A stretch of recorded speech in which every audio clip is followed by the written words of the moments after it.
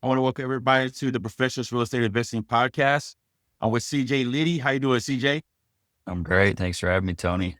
No problem. We finally got together and everything. So I want to tell a little bit about the world about you just for a quick minute. Uh, this is CJ. He's done over $100 million in total sales in real estate. He's got his own podcast. It's called The Mindset. The Mindset is our podcast. Wow. I mean, you even had your own book. That's even great right there too. So tell the world about you. How did you get started in real estate? Yeah, appreciate it, Tony. I actually grew up in a real estate household, so I was fortunate that from an early age, I kind of saw what went into it. My grandparents were real estate agents and invested in some single family stuff, and my dad owned a few buildings, more industrial and manufacturing, and my mom's a big real estate agent as well. So kind of growing up, I always had an eye on real estate a little bit. And when I was in college, kind of starting to think about, what path that I want to take for my life. And I was thinking a lot about the lifestyle that I wanted to lead and the flexibility I wanted to have and income and all that kind of stuff. And the more I thought about it, the more I realized that being a real estate investor was kind of the ticket to having the freedom, having the income, having the lifestyle that I really felt like I was looking for. So um, in college, I decided I was going to go out and get my real estate license. I started selling some homes. I was about 18 years old, which is about 15 years ago now. I'm 33, and I went to college in Denver, but moved back to Minnesota, which was where the family was kind of had the little bit of roots selling some real estate, and sold a bunch of homes there. Started picking up some single family properties, doing some flips and things like that. And then for about 6 years ago, I moved out to California and started selling commercial real estate. I always knew too. I said, if I want to be a real estate investor, I should understand the commercial real estate side. I mean, that's really where you gotta, all those deals, you got to understand the underwriting, you got to understand profit and loss statements, and you got to really look at it through an investor eye, which is a little bit different than what you'll experience in the residential real estate sales world, where it's a lot more based on comparative market analysis and you're dealing with a more emotional seller and buyer base based on where somebody wants to raise their family and that kind of thing versus when you're buying and selling with property owners. The, the primary focus is the investment from the income and expense standpoint and what the real return on investment is. So started doing that for a while. And then since then, I've invested in an RV park out in California. And then I just bought another one here in Utah, which is where I'm at right now. I own and operate a 60 space park here that I bought in August. It's been going really well. It's a fun spot. And I've got a handful of other investments too. I was partnering in an apartment building, and I still have some of those single family rentals and um, a couple other little Wow. things, but that's kind of the gist. Yeah. Well, that's a huge portfolio right there. And then you have it in different states also. That's huge right there. Um, what would be with navigating with all of that, what would be the biggest challenge that you've experienced with acquiring with real estate?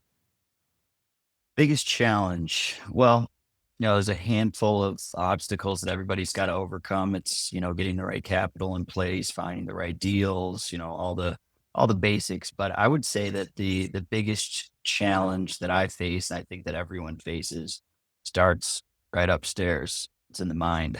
I think that there's plenty of blueprints out there on how to become a real estate agent or investor, and it's not rocket science, right? Raise enough capital, find the right deal, make sure that it cash flows, manage the property. It's not overly complicated, but there, are plenty of roadblocks that your mind can put up and ways that the mind can keep you from doing what you should to take care of your family down the road and to invest in, all the things that we all kind of know. But there's a lot of limiting beliefs that can come up and a lot of navigating of your own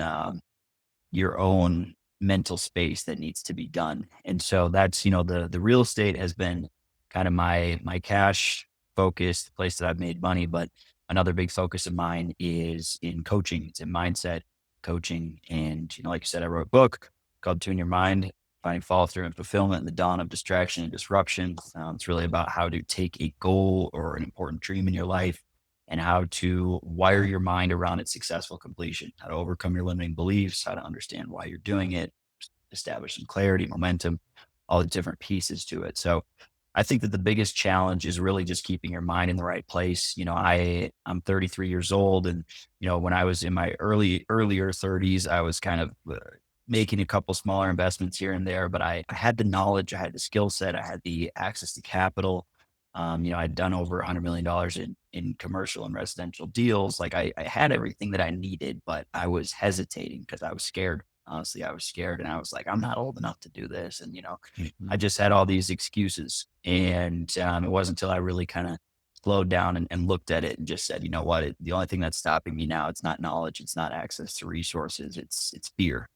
And, when I saw that, I kind of took it head on and said, let's do this thing. So I think a lot of people, it's fear that stops us more than anything from, becoming successful, anything, but especially in real estate, you're taking on some risks. And so you gotta, be wise, but also, move with courage.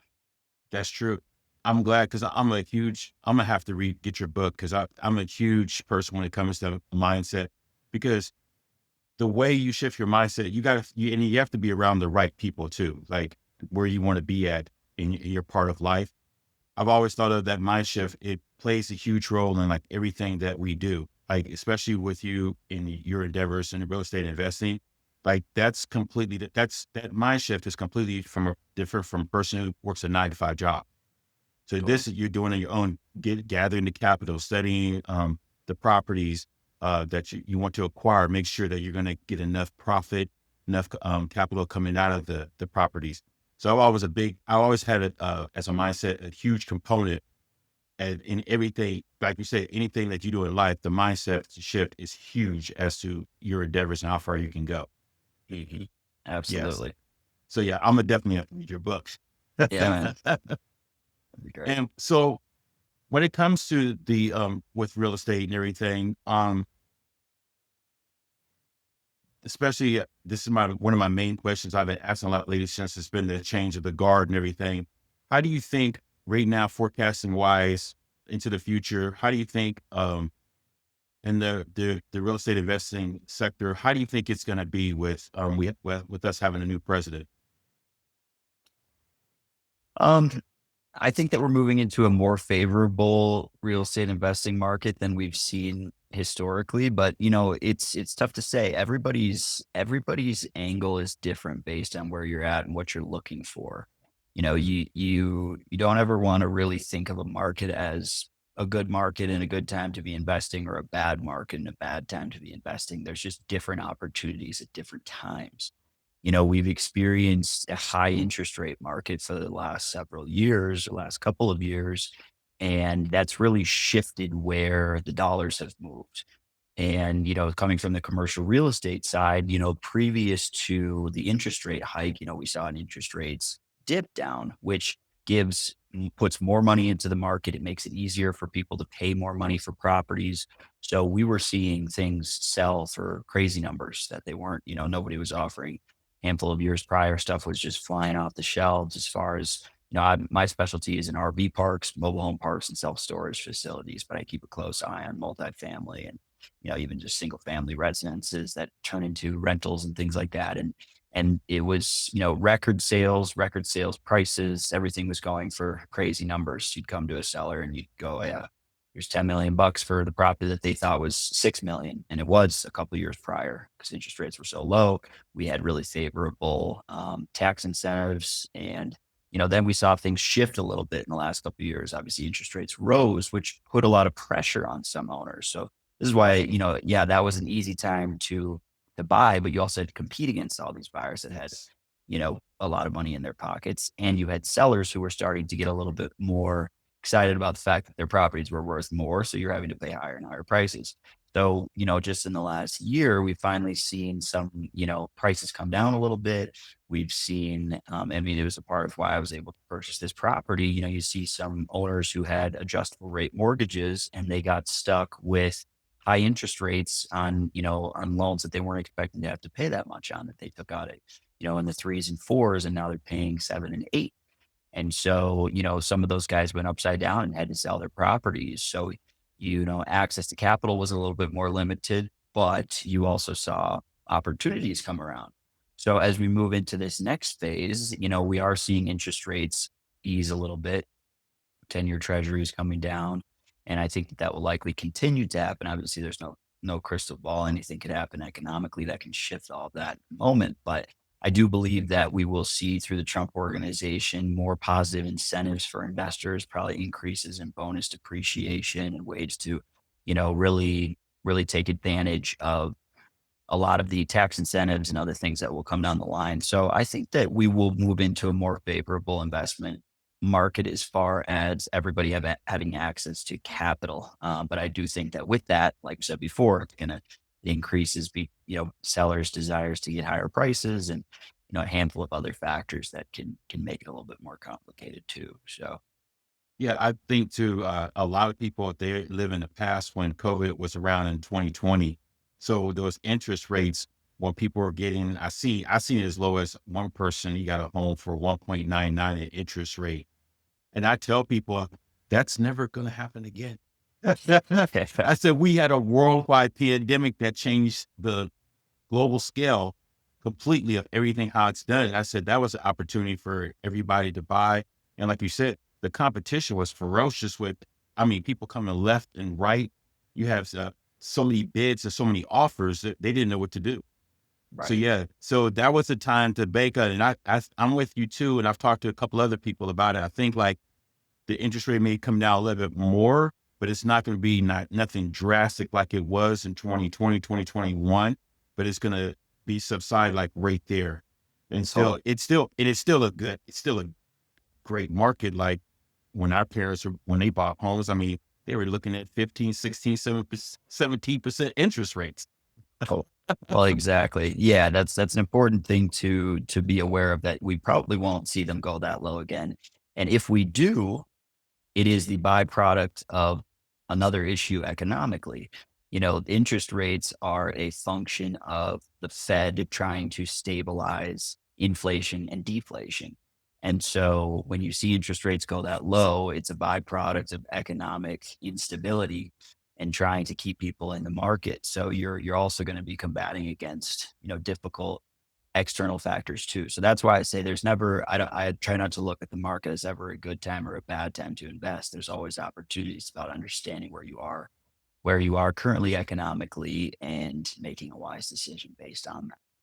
Yeah, me and you in the same accord because I tell people they always ask me, is it a good time or bad time? I said it's always a great time. It's just you need to negotiate the numbers. What numbers is going to benefit you and the other person the right way?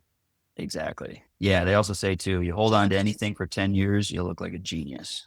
It's like as Yes. long as you can cash flow and, survive through the ups and downs of the real estate market, if you can hold on to stuff for a long enough period, you know, the general trend is that everything appreciates so long as you don't buy a really, awful property in a bad location that degresses. But, in general, if you can hold on to a decent property in a decent location for long enough, you will come out ahead. And that deals also too with your mindset and it deals with dedication and being determined. You got to put your foot down too, because there's going to be trials and tribulations, but you got to look at the bigger picture, what the outcome could be. Totally. Totally. And it's a long game. It's real estate investing. I don't think it should be looked at as just, I mean, everybody's different, but I think it should be looked at as a long-term game. You should always be in the game. You should always be looking at deals. You should always be thinking through the metrics of it all and being ready to act when the time is right. And, sometimes you will have really favorable opportunities and sometimes it'll just be, tougher deals that you try to pull together. But as long as you kind of keep your head in the game, you continue to hit singles and doubles, and eventually, every once in a while you might hit a home run. But as long as you're staying in the batter's box, you got a chance to get some good deals. Great. They're very true. Very true.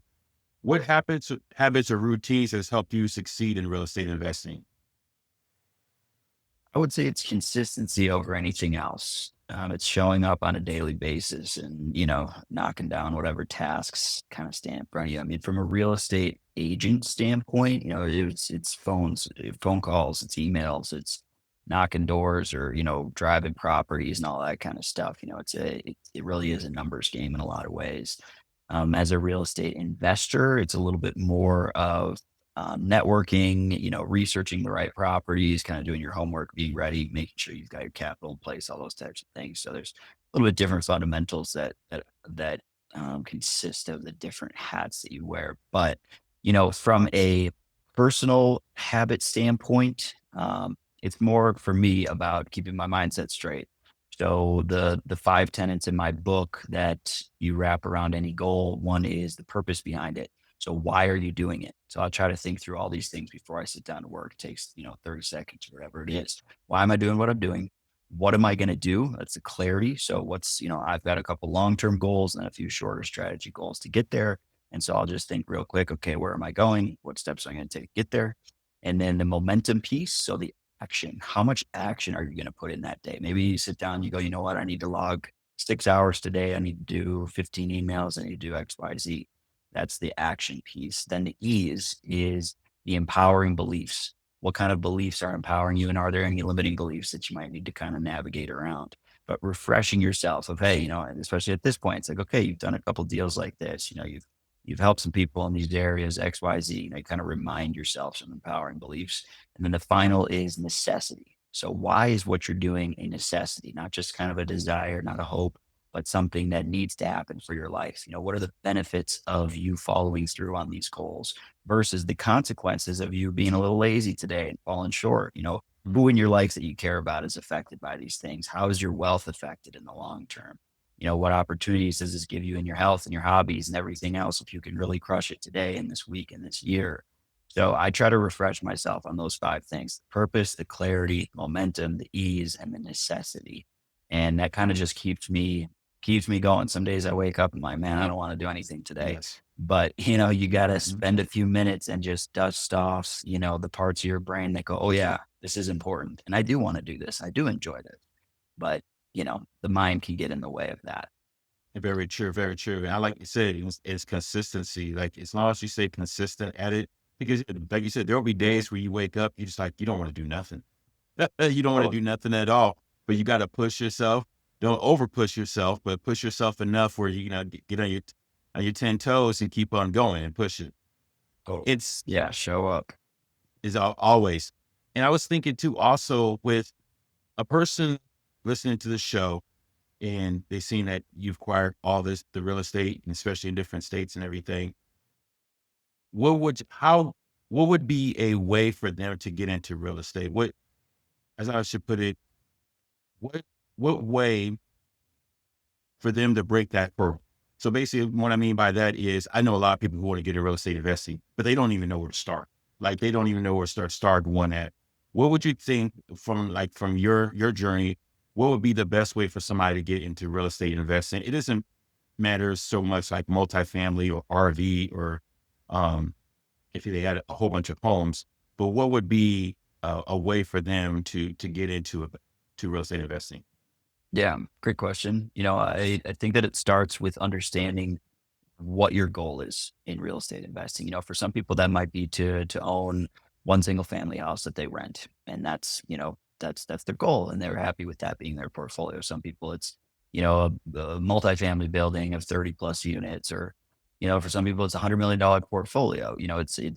It's what is your goal? And I think based on your goal, it sets up the strategy that you should take to go after that. So my goal is a big portfolio. And so I have kind of taken the approach that in order to manage, invest in, and cash flow a large portfolio of a handful of different investment types and properties, I need to know what the heck I'm doing really well, because I'm going to put myself out there. I'm going to take on a pretty substantial amount of debt in order to do it. And I want to do it right.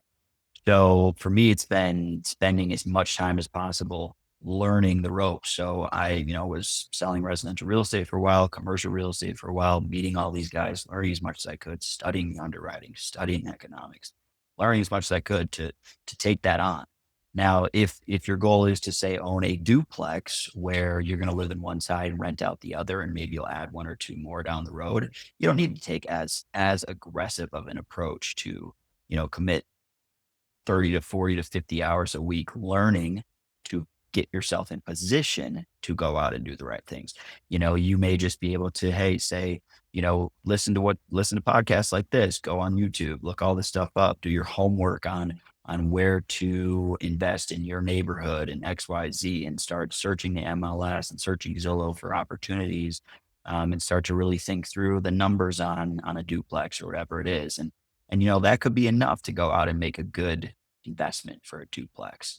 So I really think that it's more about what your long-term goal is that can set you up on the path for how you want to strategize. If you have big dreams of owning a lot of real estate, I think you got to commit yourself. You really got to spend at least 5 years learning the industry. And maybe that's taking on a job where you work in, financing for real estate deals as a lender or whatever, or you go be a real estate agent, or take on some job where you can earn money in the process of learning how to go out and be an investor.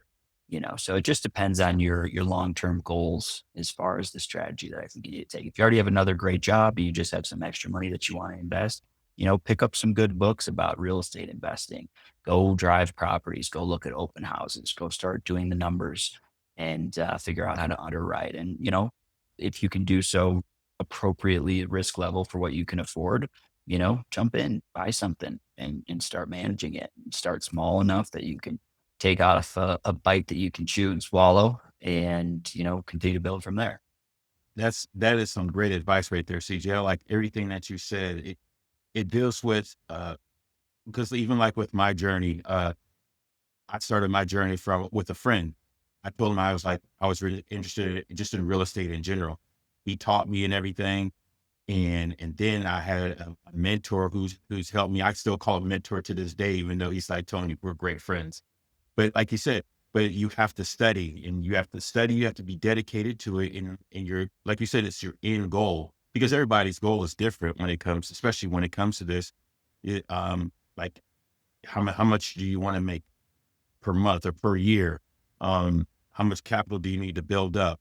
How long, and especially with commercial real estate, like there's always an exit plan. How long you want to have the property? You want to have it between 3 to 5 years.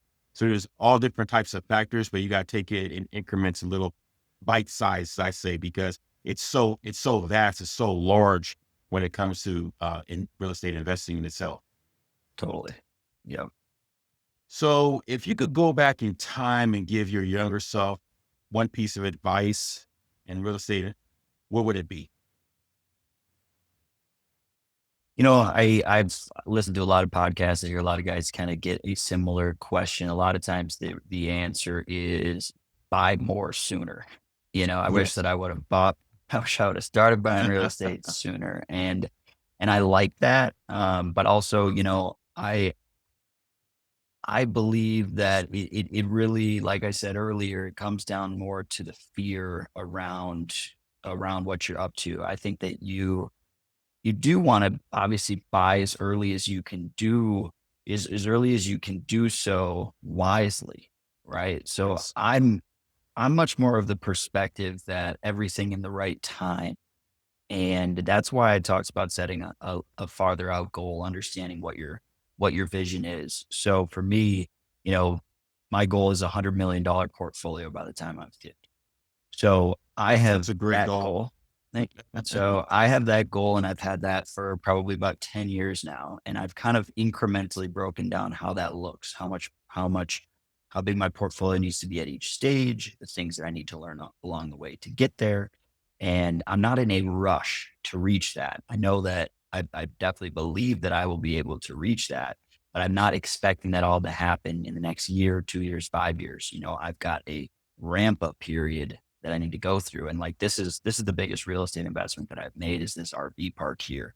And I'm not going to look at buying anything. I'm still going to stay in tune with the market, but I'm not going to look at buying anything until I've gone through probably at least one tax season, but ideally two. I understand what it's really like to run this thing, what it's really like to manage my staff, what it's really like to season a few different, ups and downs with our guests and things like that before I'm going to go out and try to replicate this thing. And once I really understand this block, then I'm going to stack on top of it, and I'm going to scale, and I'll do a bigger property. and I'll get that one for a couple years. And at that point, I'll be in a position to say, okay, I can start to scale a little bit more quickly. I've got the understanding, I've got the team in place from all my accountants to my managers to everybody that my bookkeeping, all the people that keep the ship afloat, which is a lot of things that I'm still kind of scrambling to say, okay, oh, I didn't think about this, or I don't understand this piece fully yet. So I need to give myself time to learn before I go out and try to scale faster than what I'm ready for. So I think that that comes back to the advice that I would continue to give to myself. And I think it's one that I've followed, but maybe be a little bit more specific about it, is just to take each step wisely at the right moment and to learn as much as you can. That is the key piece. It's learning. Once you learn as much as you need to know in order to take action, then erase the fear and start to move. I could have definitely started a little bit sooner. And I'm still on track, so I'm not upset about it. That's my goal, is just to stay on track with my long-term goal. I don't want to rush myself, but I also don't want to let fear stand in the way of taking the necessary steps to get there. So that's the big piece to me. It's about learn as much as you can at each individual step. And once you have maximized the amount of information that you need to learn, you kind of know. You get to a point where you're like, okay, I've heard a lot of the same stuff. Mhm.